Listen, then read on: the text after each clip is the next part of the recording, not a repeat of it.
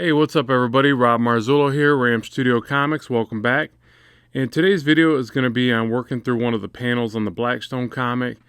As I've mentioned before, I need to start getting to, doing more of this book on the channel here, just because it helps me to kind of kill two birds with one stone, keep getting the book done and bringing new content on the YouTube channel here, and keeping everybody hopefully happy with what they're seeing here on the channel. So at any rate, this is obviously Manga Studio, which is my my favorite for doing a full book production like I do here. And, I've got the very roughs that I started with, and you see I just kind of soft erase those down and start to refine over top. And even in this stage, I start to pencil in some of the anatomy and structure of the character. I usually do, 2 to 3 revised line works to get to a finished piece. Sometimes quicker, sometimes more revisions depending on if I'm really struggling getting a pose right or a piece of hardware, whatever I struggle with on that particular day. There you see I manipulate the arm to try to get the foreshortened pose a little bit more to what I'm seeing.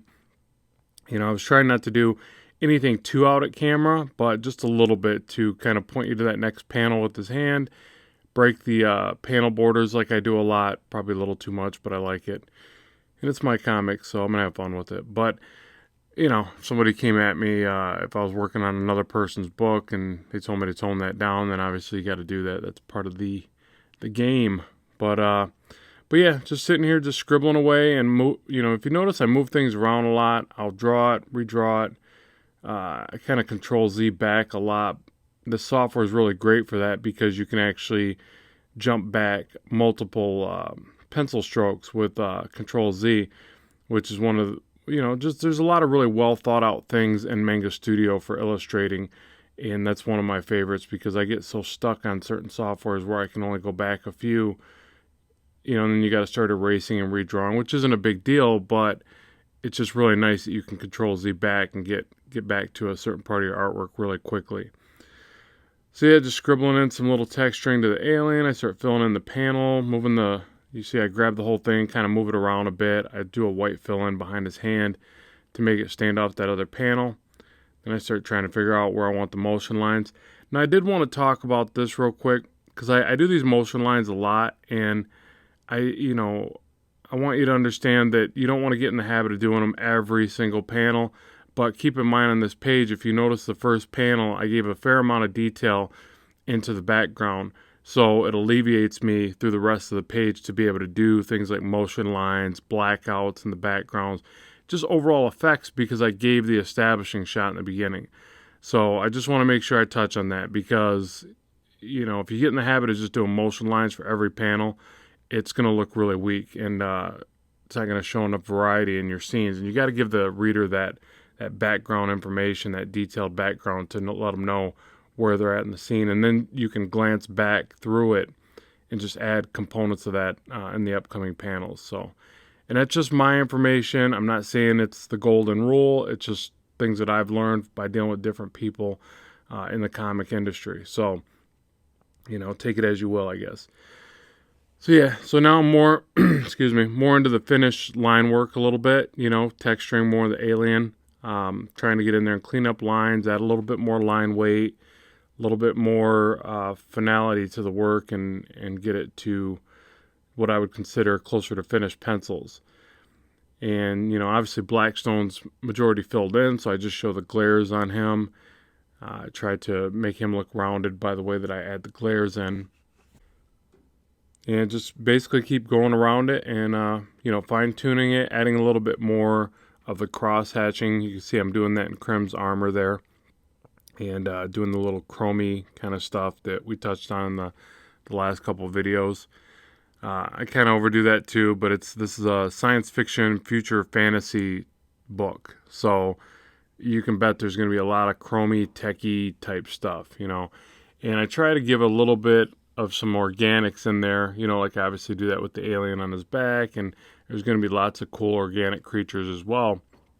But there's going to be a lot of techie gadgetry and futuristic type stuff. So if you like that, then this might be the book for you. Just saying. And, It's more line work, cross-hatching, all that fun little doodling. That's actually my favorite part.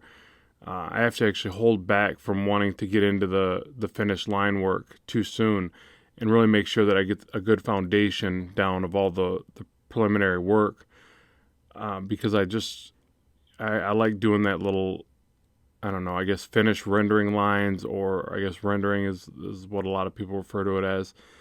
But you got to also remember that great rendering doesn't make a great piece. If it doesn't have some good foundation, all the rendering lines in the world aren't going to do anything for it.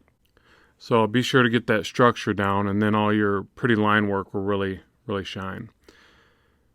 So yep, and then just filling in a large blackened area, trying to show some shadow and separation from the two characters.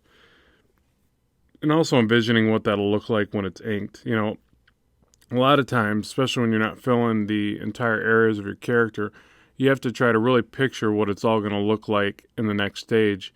I always think of comics kind of like a relay race, even though I work on this book by myself. I'm penciling, inking, word ballooning, storing, the whole deal. But I still think of it like I'm passing it off to somebody else, even though that somebody else is me, because there's time saving that can occur there. You don't have to render every single thing if you don't want. I oftentimes will sketch in a lot of my shadows just because I'm trying to kind of see into the design a little bit more. But part of your confidence as you do more and more of this will alleviate you from doing that. And it's kind of an integral part, because when you work with other people, you really want to hand the sucker off, move on to the next panel, next page. Speed is of the essence. So, and with that, we'll bring this video to a close. So I appreciate you tuning in. And if you did like the video, be sure to like, share, and subscribe. It helps me progress the channel, and I do appreciate that.